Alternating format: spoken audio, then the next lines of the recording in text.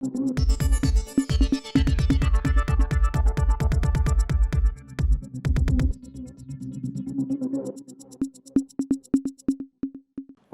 இன்றைக்கு நம்முடன் மூத்த பத்திரிகையாளர் திரு இரா குமார் அவர்கள் இணைந்திருக்கிறார். அவரோட தான் நம்ம அரசியல் பேச போகிறோம். சார் வணக்கம். வணக்கம் அன்பு.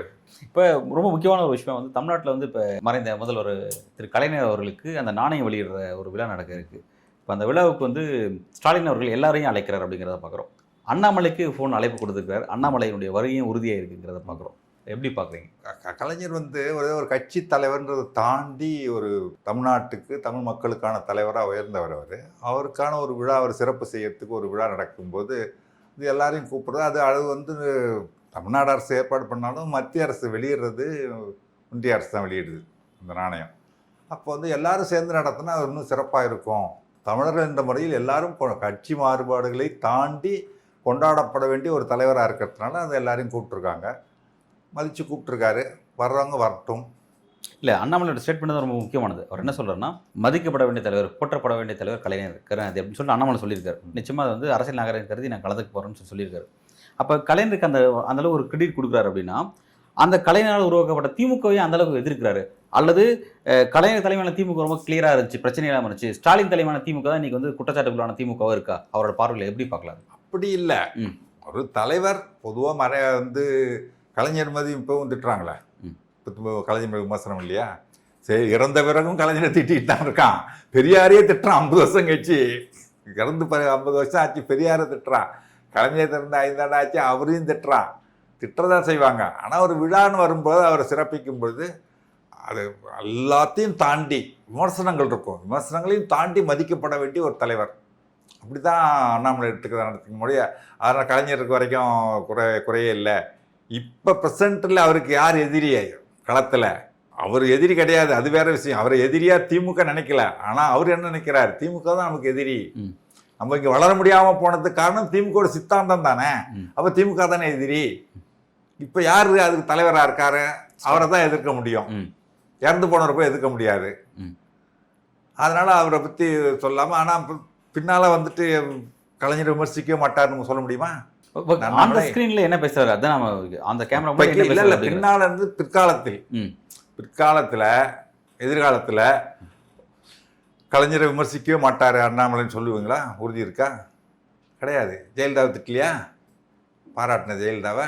அது மாதிரி நாளைக்கு கலைஞரை அவர் விமர்சிப்பார். ஆனால் இன்னைக்கு இந்த விழாவை பொறுத்த வரைக்கும் தான் அதான் இஷ்யூ பேஸ்டு தான். இந்த விழாவை பொறுத்த வரைக்கும் ஒரு மதிக்கப்பட வேண்டிய தலைவர். இந்த விழாவுக்கு மதித்து நாங்கள் போகிறோம், அவ்வளோதான். அதனால் கலைஞரை முழுமையாக அண்ணாமலை ஏற்றுக்கிட்டார் அப்படின்லாம் அர்த்தம் கிடையாது.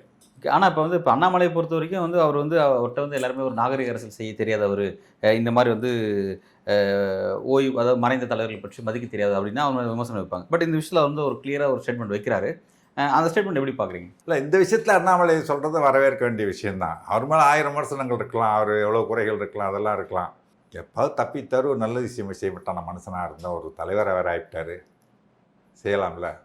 செய்யும்போது பாராட்டிட்டு போவோமே. சரி, அதே போல் இன்னொரு விஷயத்தை அவர் குறிப்பிட்டார். என்னென்னா, ஒன்றிய அரசு இந்த மாதிரி தலைவர் அவரை மறைஞ்ச கலைஞரை மதித்து அந்த நாணயம் வெளியிடுறதுக்கான அனுமதி கொடுத்துருக்காங்க அப்படின்றத சொல்கிறாங்க. அப்படின்போது எப்பவுமே திமுகவும் பாஜகவும் ஆப்போசிட் இருந்துருவாங்க. பட் இந்த விஷயத்தில் எப்படி திமுக கேட்ட அந்த கோரிக்கையை, இந்த மாதிரி விஷயத்துக்கு எப்படி ஒன்றிய அரசு செவிசாச்சு? சில விஷயங்கள் ஏற்றுப்பாங்க. இந்த பேனா நினைவு சின்ன வைக்கிறது கூட ஒன்றிய அரசு, சுற்றுச்சூழல் அமைச்சர் போச்சு, அவங்க அதை ஒத்துக்கிட்டாங்களா? ஒன்றிய அரசு தானே அதுவும். ஒன்றிய அரசுல சுற்றுச்சூழல் ஒன்றிய அரசு நிர்வாகம் ஒத்துக்கிட்டாங்க. அதே போல் பார்த்தீங்கன்னா, கலைஞர் இறந்த பொழுது அந்த இராணுவ மரியாதை கொடுத்தாங்க பார்த்தீங்களா? அது ஒன்றிய அரசு தான் கொடுத்தது. போலீஸ் மரியாதை மட்டும் தான் மாநில அரசுக்கு, எடப்பாடிக்கு பவர். இராணுவ மரியாதை கொடுத்ததுன்றது ஒன்றிய அரசு தான். அதெல்லாம் ஆட்டோமேட்டிக்காக செய்யலைன்னா தான் அசிங்கம். ஆனால் அதே கலைஞருக்கு கடற்கரை இடம் கொடுக்க மாட்டேன் அப்படின்னு சொல்லிட்டு ஸ்டேட் கவர்மெண்ட் ஒரு முடிவு எடுக்கும் பொழுது அப்போ கோர்ட் மூலமாக தான் ரிலீஃப் கிடைச்சிச்சு. சென்ட்ரல் கவர்மெண்ட் எடப்பாடி கொடுத்துருக்கணும். அதான் சென்ட்ரல் கவர்மெண்ட் எதுவும் செய்யலை. சென்ட்ரல் கவர்மெண்ட் இப்போ அன்னைக்கு எடப்பாடி பழனிசாமி கவர்மெண்ட்டை சென்ட்ரல் கவர்மெண்ட் மோடி தான் இயக்கிட்டு தான் சொல்லப்பட்டுச்சு. அப்படி இருக்கும்போது டைரெக்டாக இவர் சொல்லியிருந்திருக்கலாம்ல, எதுக்காக கோர்ட்டுக்கு போகிற அளவுக்கு அந்த ஒரு நெருக்கடி உள்ளாங்க. நம்மள்கிட்ட வந்தால் பார்த்துக்கலான்னு இருந்திருக்கலாம். ஓகே, இவங்க போய் திமுக போய் கேட்கலையே, ஒன்றிய அரசு வெளிப்படி கேட்கணும்னு எதிர்பார்த்துருப்பாங்களா? எதிர்பார்த்துருக்கலாம். கோர்ட்டுக்கு போயிட்டாங்க. கோர்ட்டுக்கு போனவரை சரி கோர்ட்டு பார்த்துக்கிட்டு வந்துருக்கலாம். சரி, இப்போ இந்த விஷயத்தை பொறுத்தவரைக்கும் அண்ணாமலையோட அரசியல் முக்கியமான அரசியல் பார்க்குறோம். தமிழகத்தை பொறுத்தவரை அண்ணாமலையோட அடுத்த கட்ட அரசியல் எதை நோக்கி நகருதுன்னு பார்க்குறீங்க? அது எதை நோக்கி நகர, அது இருக்கிற இடத்துலேயே தான் இருக்கும். இல்ல அதாவது வளர்ந்தாதான் நகர்றதுக்கு. இல்ல சார், அவருடைய அரசியல் அப்படிங்கிறது இப்ப லோக்சபா எலெக்ஷன் அவர் தலைமையில் லோக்சபா எலெக்ஷன் சந்திச்சிருக்காங்க. அடுத்த கட்டமா வந்து அவரு சர்வதேச அரசியல் படிப்பு சொல்றேன் கேளுங்க. மக்கள் மனநிலை புரிந்து கள யதார்த்தம் புரிஞ்சு பேசணும். நான் வந்து சும்மா சொல்லிட்டு போகலன்னா களத்தை நல்ல தேர்தல் களத்தை ஆராய்ந்து பார்த்து சொல்கிறேன். கொங்கு மண்டலத்தில் கோவை, நீலகிரி, திருப்பூர், ஈரோடு எல்லாம் பாஜக தான் வெற்றி பெற போகுது. தென் மாவட்டங்களை பாருங்கள், ஒரு திராவிட கட்சி எம்பி கூட இருக்க மாட்டாங்க அப்படின்னு போகிற போக்கில் சொல்லலை. களத்தை ஆராய்ந்து பார்த்து சொல்கிறேன்னு சொன்னார, என்ன வந்துச்சு? ஆய்வுகளில் எது தவறு பண்ணிட்டாங்களோ அது அவர் இப்போ இதில் கவனித்து சொல்லணும். சீரோங்க ஒன்று வந்திருக்கணும்ல குறைஞ்சபட்சம். அவராவது ஜெயிச்சாரா? அது என்ன சொல்கிறாரு, திமுக டெபாசிட் இழக்க போகிற முதல் தொகுதி கோயம்புத்தூருங்கன்னா 2-3 சுற்று வாக்கு எண்ணிக்கையில் தெரிஞ்சுவிடும் அப்படின்னு சொல்கிறாருன்னா, அப்போ கள யதார்த்தம் எதுவுமே தெரியல, இந்த மக்களுடைய மனநிலை என்னன்னு தெரியல உனக்கு, நீ வந்து தலைவராக இருக்கிறது லாய்க்கில்லைன்னு அர்த்தம்.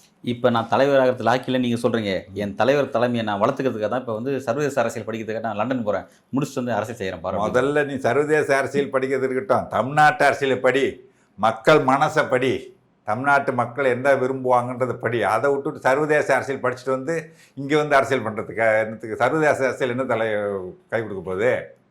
தமிழ்நாட்டு அரசியலை முதல்ல படி. 1972 காமராஜர் முதல்வராக இருந்தார்னு உளராத, கக்கன் அப்போ கல்வி அமைச்சராக இருந்தார் அப்படின்னு சொல்லிட்டு உளராத. தமிழ்நாட்டு அரசியல் முதல்ல படி. படிக்காதான் அரசியல் செஞ்சுட்டு இருக்காரா? ஆமாம், இல்லைன்னா இப்படி இப்போ 1972 காமராஜர் முதல்வராக இருந்தாருன்னு சொல்லுவார். 1969 வந்து வீர சிவாஜி இங்கே வந்தாருன்னு சொல்கிறேன். சரி, இப்போ இவ்வளோ குளறுபடிகள், இவ்வளோ விமர்சனங்கள் அவர் மீது இருக்குன்னு நீங்கள் குறிப்பிடுறீங்க. இப்படிப்பட்ட ஒரு தலைவர் எதுக்காக டெல்லி பாஜக வந்து இன்னும் அனுமதிச்சுட்டு இருக்காங்க? அவங்க தமிழ்நாட்டை பற்றி கவலையே படுறது இல்லைங்க.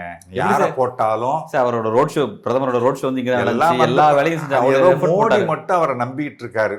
எதனாலன்னு தெரியல. மோடி அமித்ஷாக்கு அந்த நம்பிக்கை இல்லையா? அமித்ஷாவுக்கு மேலே நம்பிக்கை இல்லை. ஏன்னா இவர் நிறைய பிரச்சாரத்தை கேன்சல் பண்ணார் பார்த்தீங்களா? ரோட் ஷோ எல்லாம் போகல. மோடி தான் இவரை நம்பிக்கிட்டு ரோட் ஷோ அது இதெல்லாம் போயிட்டு வந்துட்டு இருந்தார். ஆனால் ஒன்றும் நடக்கலைன்ன பிறகு இவரை நம்புகிறாரு மோடி. அண்ணாமலைக்காக ஆதரவாக பேசுகிறாரு. எதனால் நம்புகிறாரு? அவங்களுக்குள்ளே என்ன அண்டர்ஸ்டாண்டிங் நமக்கு என்ன தெரியும்? இல்லை சார், இப்போ அதாவது தமிழ்நாட்டை பற்றி கவலையில் நீங்கள் சொல்கிறீங்க. பாஜகவுடைய அரசியல் அப்படிங்கிறது தென்னிந்தியாவில் அவங்க வலுவடைய ஆரம்பிச்சிட்டாங்க. இந்த எலெக்ஷன் முடிவில் நீங்கள் சொல்ல மாதிரி அவங்களுடைய அந்த பசு பெல்ட் மாநிலங்களே அவரை கை விட்டுச்சு அப்படிங்கிறத நம்ம பார்த்தோம். பட் அதே நேரத்தில் வந்து அன்எக்ஸ்பெக்டடாக வந்து தென்னிந்தியாவில் வந்து கர்நாடகாவில் 17 சீட்ஸ் கிடச்சிச்சு, தெலுங்கானாவில் 8 சீட்ஸ் பெற்றாங்க, ஆந்திர பிரதேசில் அக்கௌண்ட் ஓப்பன் பண்ணியிருக்காங்க, கேரளாவில் அக்கௌண்ட் ஓப்பன் பண்ணியிருக்காங்க. கேரளாவில் அந்த சுரேஷ் கோபியால வெற்றி பெற்றதுங்க. அது மட்டும் கிடையாது சார், மற்ற 19 நாடாளுமன்ற தொகுதிகளிலும் கேரளாவில் அது ஒன்று தவிர்த்து மற்ற நாடாளுமன்ற தொகுதியில் வாக்கு சதவீதம் கடந்த எலெக்ஷன் இந்த வருஷம் உயர்ந்திருக்கு. பார்க்கணும். எல்லா தொகுதியிலுமே லாஸ்ட் எலெக்ஷன் கம்பேர் உயர்ந்தா இருக்கு தவிர வீழ்ச்சி அடையல. 2வது இடம் எங்கேயாவது வந்திருக்காங்களா? இந்த சுரேஷ் கோபி தவிர மற்ற 19 இடங்கள்ல 2வது இடம் வந்திருக்காங்களா? வரல. 3வது இடத்துல தான் இருக்காங்க. இடதுசாரிகளும் காங்கிரஸ் தான் முதல் 2 இடத்த மாற்றி பிடிச்சிட்டு இருக்காங்க. அப்புறம் எப்படி வளர்ந்துருச்சு? ஆட்சியை பிடிக்கிறதுக்கு முதல்ல 2வது இடத்துக்கு வரணும். சரி, நீங்கள் நம்பர்ஸ் தான் ஒரு பாயிண்ட் அப்படிங்கிறத நீங்கள் பேசுறீங்க சார். நம்பர்ஸ் படி பார்த்தா கர்நாடகாவில் 17 நம்பர், கர்நாடகாவும் ஆந்திராவும் நம்ம எதிர்பார்க்கவே இல்லை. குறிப்பா தெலுங்கானா வந்து எதிர்பார்க்கவே இல்லை. ஊபியில வந்து இந்த அளவுக்கு பிஜேபி அடி வாங்கணும்னு எதிர்பார்க்கலையோ, அதே போல கர்நாடகாவிலும் தெலுங்கானாவிலும் இந்த அளவுக்கு காங்கிரஸ் அடி வாங்கணும்னு எதிர்பார்க்கல. பிஜேபி வந்தது. ஆனால் மக்கள் என்ன நினைச்சிட்டு இருக்காங்க, நம்ம மக்கள் போறது தான், அவர்கள் தான் எஜமானர்கள். மக்கள் தீர்ப்பு மகேஷன் தீர்ப்பு ஏற்றுக்கிட்டு தானே போகணும். ரைட் சார், அது அப்படியே தென்னிந்தியான்னு சொல்லி பேசும்போது இப்போ இந்த 2 ஸ்டேட்டை பற்றி பேசினோம். அது கூட தமிழ்நாடு அப்படின்னு பார்க்கும்போது தமிழ்நாட்டு மீது அவங்களோட அக்கறை இருக்குது. அதுக்கான அரசியல் அவங்க செஞ்சு தான். கேரளாவிலேயே அக்கௌண்ட் ஓப்பன் பண்ண முடிஞ்ச ஒரு பிஜேபியால் தமிழ்நாட்டில் அக்கௌண்ட் ஓப்பன் பண்ண முடியல. இல்லை, அந்த அக்கௌண்ட் ஓப்பன் பண்ண முடியாமல் போனது காரணம் வந்து அண்ணாமலையோட கூட்டணி அமைக்கோட வியூகத்தில் தோல்வி அப்படிங்கிறது தான் வந்து விற்கக்கூடிய விஷயமா இருக்குது. அவர் வந்து அதிமுக இழந்தது தான் ஒரு பெரிய ஒரு விஷயம் அப்படிங்கிறது பேசப்படுது. இப்போ அந்த ஒன்று சொல்கிறேன் கேளுங்க, அது தவறான ஒரு கூட்டணி கணக்கு சொல்கிறாங்க. பாஜகவும் அதிமுகவும் கூட்டணி வைத்திருந்தால் வெற்றி பெற்றிருக்கும், 5 தொகுதியில் வெற்றி, 10 தொகுதியில் வெற்றி பெற்றிருக்கும்னு சொல்லி அந்த கூட்டு 2 பேர் வாங்கின இதெல்லாம் சேர்த்து சொல்கிறாங்க.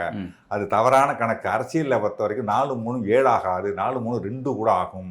ஏன்னு சொன்னால், இப்போ நான் சொல்கிறேன், இவங்க ஒரு அதிமுகவும் பாஜகவும் கூட்டணி வைத்திருந்தால் திமுக கூட்டணி வேட்பாளர்கள் இன்னும் அதிக வாக்கு வித்தியாசத்தில் வெற்றி பெற்றிருப்பார்கள். அவங்க கூட்டணி வைக்காததுனால தான் வாக்கு வித்தியாசம் குறைஞ்சிச்சு திமுகவுக்கு. திமுக காரர்களே இந்த உண்மை ஒத்துட்டா கூட நீங்க ஒத்துக்க மாட்டீங்க போல இருக்க சார். கிரவுண்ட் உண்மை அதுதான். 2019 என்ன ஆச்சு, கூட்டணி வச்சாங்க. அந்த தேனி தொகுதி ஏதோ கோல்மால் பண்ணி ஜெயிச்சுட்டாங்க. மற்ற இடம்லாம் எவ்வளோ 4 லட்சம் 5 லட்சம் 3 லட்சம் வேறுபாடு வந்துச்சு. இல்லை என்ன கணக்கு சொல்கிறேன், இப்போ இந்த தேர்தல் மோடி வேண்டுமா வேண்டாமா அதுதானே தேர்தலுக்கு ஒரே இதுதானே. மோடி வேணுன்றவங்க பிஜேபி கூட்டணி ஓட்டு போட்டாங்க. மோடி வேணான்றவங்க வாக்களிப்பதற்கு 2019 அது அப்போ அதே தான், மோடி வேணுமா வேணாமா தான். அப்போ இருந்த ஒரே ஆப்ஷன் திமுக. இப்போ மோடி வேண்டான்றவங்க வாக்களிப்பது 2 ஆப்ஷன். ஒன்று திமுகவுக்கு போடலாம் அல்லது அதிமுகவுக்கு போடலாம். மோடி எதிர்ப்பு வாக்குகள் 2ஆ பிரிஞ்சிருச்சு. அதனால் அதையும் தாண்டி திமுக வெற்றி பெற்று வந்தது. திமுகவோட வாக்கு வித்தியாசம் குறைஞ்சிச்சு ஒழிய ஏடிஎம்கேவும் பாஜகவும் சேர்ந்திருந்தால் ஒரே ஆப்ஷன், மோடி வேணான்றவங்க வாக்களிப்பதுக்கு ஒரே ஆப்ஷன் திமுக. திமுக கூட்டணி இன்னும் அதிக வாக்கு வித்தியாசம் வெற்றி பெற்று. சார் நீங்கள் எப்படி இந்த கணக்கு போகிறீங்கன்றது இல்லை. இப்போ வந்து விருதுநகர் நாடாளுமன்ற தொகுதியில் திமுக ஜெயிச்சது ஒரு 4500 வாக்கு வித்தியாசம் தான். 4500 ஒரு ஃபேக்டர் கிடையாது. இல்லை எக்ஸப்ஷன் ஓட்டு பாருங்க. அது வந்து அனுதாப ஓட்டு. விஜயகாந்த் இறந்து விட்டார், அவர் பையன் நிற்கிறாரு, ஒரு அனுதாப ஓட்டு தான் விழுந்ததை ஒழிய அதனால வந்துட்டு உடனே அங்கே விருதுநகரில் மட்டும் பிஜேபியும் 20,000 வாக்குகள் வித்தியாசத்தில் வெற்றி தோல்வி தீர்மானிச்ச நாடாளுமன்ற தொகுதி கூட இருக்குதான் சார் செய்யுது. இருக்குங்க. ஒரு நாடாளுமன்ற 20,000 எதனால விஜய பிரபாகரனுக்கு ஓட்டு விழுந்துச்சுன்றது பார்க்கணும். அங்கே மட்டும் தேமுதிக வளர்ந்துருச்சா இல்லை பிஜேபி வளர்ந்துருச்சா விருதுநகரில் மட்டும் சொல்லுங்க. ஏங்க கன்னியாகுமரியிலே முடியல, கோவிந்தூரில் முடியல, ராமநாதபுரத்தில் முடியல, விருதுநகரில் மட்டும் வளர்ந்துருச்சா? அது விஜயகாந்துக்காக போடுற அனுதாப வாக்கு. உங்களோட கருத்துப்படி இந்த எலெக்ஷன்ல தமிழ்நாட்டில் பாஜகவுக்கு 0 சீட் கிடைச்சது காரணம் அண்ணாமலை இல்லை அப்படிங்கிறத உங்களோட கருத்து. அவர் கூட்டணி உடைச்சதோ அது மாதிரி விஷயம் அதெல்லாம் கிடையாது. அது பிஜேபி 0 தான் கிடைக்கும், யார் வந்தாலும் யார் வராட்டியும். சரி, அப்ப அப்படி இருக்கும்போது பாஜக வந்து இந்த இடத்துக்கான தமிழ்நாட்டுக்கான தங்களோட அரசியல் விஷயத்தை ஏன் மாற்றி அமைக்க? வந்து இப்போ இந்த வாக்கு வந்து அண்ணாமலைக்கே கிடையாதுங்க. மோடி வேணுமா வேணாமா? மோடி வேண்டாம். பொதுவாக பிஜேபி சித்தாந்தம் இந்த மண்ணுக்கு ஒட்டு வராது, மக்கள் ஓட்டு போட மாட்டாங்க. சார் நீங்க இப்படிதான் சொல்லிட்டு இருக்கீங்க. இன்னைக்கு நம்ம பேசிட்டு இருக்க இந்த நேரத்தில் வந்து தமிழ்நாடு சட்டமன்றத்தில் 4 பாஜக எம்எல்ஏ இருக்காங்க சார். அது அதிமுக கூட்டணியால வந்தது. அது ஒன்னு சொல்றேன் கேளுங்க. எப்படி வந்தாங்க? அங்க வந்து இந்த அம்மா கொஞ்சம் அலட்சியமா இருந்துச்சு, மொடக்குறிச்சி சுப்புலட்சுமி, அதில் ஒரு 500 ஓட்டில் அந்த அம்மா ஜெயிச்சு விடுச்சு. இங்கே வந்து கமலஹாசன் ஓட்டை பிடிச்சி விட்டாரு. என்ன அதில் வானதி ஜெயிச்சுது. அவர் வந்து நயனானாக அவர் சொந்த செல்வாக்கு இருந்துச்சு. ஏற்கனவே அதிமுக கூட்டணி, அதிமுகலேருந்து வந்தவர், அதில் அமைச்சராக இருந்தவர். அதனால் அந்த நண்பர்கள்லாம் கூட இருந்தாங்க, அதெல்லாம் ஒர்க் பண்ணாங்க, ஜெயிச்சிட்டாரு. கன்னியாகுமரி ஏற்கனவே அவங்களுக்கு கொஞ்சம் செல்வாக்கு உள்ள இடம், அதில் ஜெயித்தாங்க. அதிமுக கூட இருந்ததுனால அவ்வளோதானே ஒழிய மற்றபடி பிஜேபி தனிச்சு நின்று ஒரே ஒரு கவுன்சிலர் இடம் ஜெயிக்க சொல்லுங்களேன். ஜெயிச்சிருக்கீங்களே. போட்டா அவெல்லாம் ஓட்டு போட்டாங்க வெஸ்ட் மாம்பலத்தில். ஒன்று காட்டுன்னு சொன்னீங்க, ஏதோ உமானந்த் இருக்க ஒன்று காட்டுனா நீங்கள் சென்னைக்கு வெளியில் போ, அதை விட்டுட்டு வேற எங்கே போங்களாம். வேற எவ்வளோ இடம் நின்னாங்க, ஏதாவது ஜெயிக்க முடிஞ்சுதா? பிஜேபியாலலாம் இங்கே வந்து மக்கள் ஏற்றுக்க மாட்டாங்க. அதனால் அந்த அண்ணாமலை பிஜேபி வளராமல் போனதுக்கு அண்ணாமலையும் ஆளுநரும் ஒரு காரணம்னு வச்சுங்க. ஏதாவது திமுக கொஞ்சம் ஒரு மாதிரி டல் அடிச்சு செல்வாக்கு கொஞ்சம் குறையிற மாதிரி இருந்துச்சுன்னா இவங்க எதையாவது சொல்லி செல்வாக்கு கூட்டி விட்டுறாங்க. அதாவது திமுக வளர்ச்சிக்கும் அவங்களோட வெற்றிக்கும் காரணம் இதுல முதலமைச்சரே சொன்னார்ல, முதலமைச்சர் ஸ்டாலின் சொன்னார்ல, அண்ணா ஆளுநர் இங்கே இருக்கட்டும். ஆனா இதே ஆளுநர் வந்து அவரோட பதவி காலம் முடிஞ்சு அவர் மாற்றப்படுவார்னு சொல்லி பேசும்பொழுது மாற்றாம இருந்ததுனால திமுக வருத்தப்பட்டதாகவும் வந்து என்ன மாதிரியான விஷயங்கள் நடக்குது அப்படின்னு ரொம்ப வருத்தப்பட்டதாகவும் அதுல பத்திரிகையில் எழுதுறது. முதலமைச்சர் வெளிப்படையா சொன்ன ஸ்டேட்மெண்ட் எடுத்துப்பீங்களா? ஊகங்களை பத்திரிகை எழுது. சரி, இப்ப ஆளுநர் மூலமா திமுக ஏதாவது ஒரு வகையில் கெயின் கிடைக்குது அப்படின்னா ஏன் வந்து அந்த கெயின் வந்து பாஜக கொடுக்கணும்? திமுகவுக்கு மாற்றி அதன் மூலமா அந்த கெயின் பெறாத அளவு தடுக்கலாம்ல? அவங்களுக்கு நோக்கம் குடைச்சல் கொடுத்துட்டே இருக்கிறது தானே. நீங்கள் குடைச்சல் கொடுக்க அவங்க இருக்கிற ஏதோ குடைச்சல் கொடுத்துட்டே இருந்தால் ஒரு நிம்மதியாக ஆட்சி செய்ய விடாமல் பண்ணிட்டா அந்த வளர்ச்சி தடைப்படும் அப்படின்னு நினைக்கிறாங்க. அதையும் தாண்டி அவரை பற்றிலாம் கவலைப்படாமல் வளர்ச்சி திட்டங்களை அறிவிச்சிட்டு போயிட்டே இருக்கிறார் முதலமைச்சர். எவ்வளோ அடித்தாலும் தாங்குறாரேன்ட்டு அவனுக்கே சந்தேகம் இப்போ இதாக இருக்கும். அதாவது சார், அதாவது ஆளுநர் இருக்கிறதுனால திமுக ஒரு கெயின், பொலிட்டிக்கல் கெயின் கிடைக்குது. அதே நேரத்தில் நிர்வாக ரீதியாக பல குளறுபடிகள், பல பிரச்சனை எதிர்கொள்றாங்க. இதுக்காக உச்சநீதிமன்றம் போயிட்டு சில தீர்ப்புகள்லாம் வாங்கிட்டு வர வேண்டிய சூழல் தள்ளப்படுறாங்க அப்படிங்கிறத பார்க்குறோம். அப்படி இருக்கும்போது ஏன் வந்து இது வந்து திமுக இந்த விஷயம் ஏன் வந்து இப்படி அதை இந்த ஆளுநர் போயிட்டு இன்னொரு ஆளுநர் வந்தாலும் இந்த குளறுபடிகள், இந்த குடைச்சல் இருக்கத்தானே செய்யும். சரி, ஏன்னா செய்கிறது வந்து ரவி கிடையாது, மேலே என்ன சொல்கிறாங்களோ அதானே செய்கிறாரு. அடுத்த நாள் இதோட மோசமாக இருந்தால் என்ன செய்ய முடியும்? தெரியாத தேவதை விட தெரிஞ்ச பிசாசு மேலு. இந்த ரவி என்ன செய்யும்னு தெரியும், அதனால் இந்த பிசாசே இருக்கட்டும்னு விடுவாங்க, அவ்வளோதான். இப்போ இந்த அரசியல் பிரச்சனைங்கிறது இப்படியே மோடி இப்போ அடுத்து இன்னும் அவரை தான் கண்டினியூ ஆக போகிறார் இன்னும் 5 வருஷத்துக்கு அப்படிங்கும்போது, அப்போ இப்படி தான் போகுது தமிழக அரசு இப்படி தான் போகும்னு பார்க்கலாமா? ஆமாம், இப்படியே தான் ஆளுநருக்கு வந்து அவர் ஒன்றும் இப்போதான் எதிர்கட்சிகள் வந்து திமுக கூட்டணி கட்சிகள்லாம் வந்து புறக்கணிச்சிருக்காங்க. தேநீர் இருந்த திமுக புறக்கணிப்பு சொன்னாங்க, கடைசியில் ஸ்டாலின் போய் கலந்துக்கிறாரு, முக்கிய அமைச்சர் போய் கலந்துக்கிறாரு. அரசியல் வேற, ஆட்சியில் இருக்கும்போது வேற.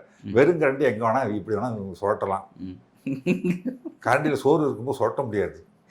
சரி, புரியுதுங்களா? அதனால் வந்துட்டு அதாவது திமுக ஆட்சி அமைச்ச உடனே நான் கேள்விப்பட்டிருக்கேன், எந்த அளவுக்கு உண்மைன்னு தெரியாது, நான் கேள்விப்பட்டேன்.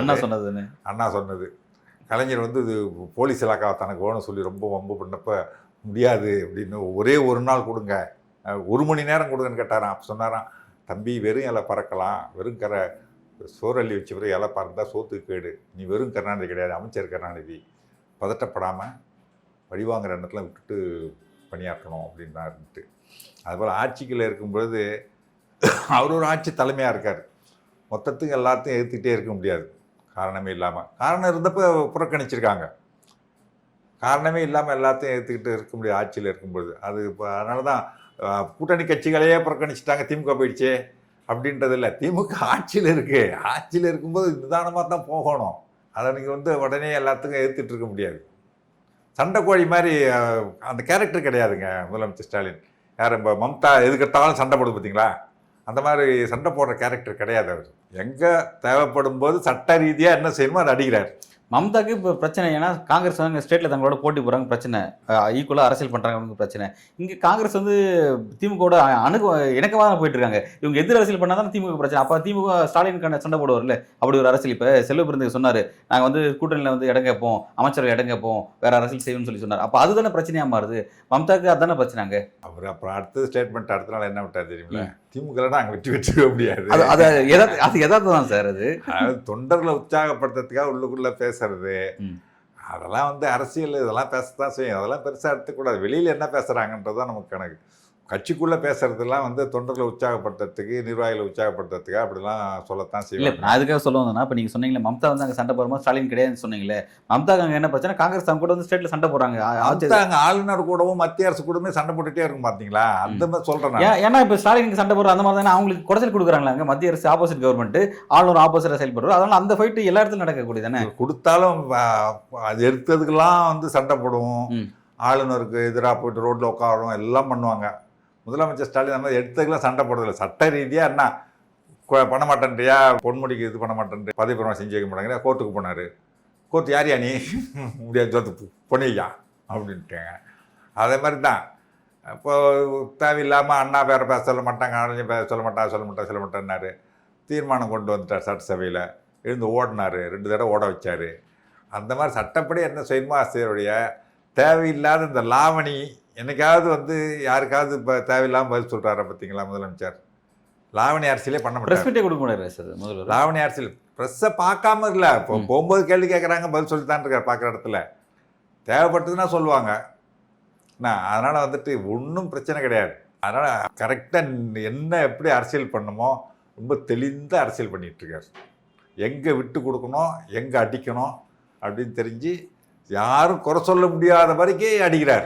சரி சார், ஓகே. என்னோட ஃபைனல் கொஸ்டின் அப்படிங்கிறது, இப்போ அண்ணாமலையோட தமிழக அரசியல் அவரோட அடுத்த எதிர்காலம் என்ன அப்படிங்கிறதா என் கொஸ்டின்ஸ். அதாவது வந்து அவர் வந்து சர்வதேச அரசியல் நோக்கி நகராரு, அதுக்கப்புறம் வந்து தமிழக அரசியலில் பாஜக தலைவர் மாற்றக்கூடிய நிலைப்பட பாஜக எடுக்க போதா, அல்லது இவரே தொடர வைக்க போகிறாங்களா, என்ன மூவ் நோக்கி நகராங்க? அவர் தான் இருப்பார், வேற என்ன. ஏதோ அவர் இருக்க தொட்டதை கொஞ்சம் பிஜேபி நெகட்டிவாவது பேசுகிறோம்ல. பிஜேபின்னு ஒரு கட்சி இருக்கிறது கொஞ்சம் தெரிஞ்சிருக்கு. அதை நான் வந்து இல்லைன்னு சொல்ல முடியாது. ஏதோ ஊருக்கு ஒரு 5 பேரை காசை கொடுத்தாது சேர்ந்து ஒரு கொடியை கட்டுறதுக்காச்சும் ஒரு விசிபிலிட்டி தெரியுது. இப்போ அவரோட அரசியல் டெல்லி பாஜக ஆதரிக்குது அப்படின்னு பார்க்கலாமா? ஆமாம், ஆதரிக்குது, கிடையாது. அது மாற்றதும் இல்லை.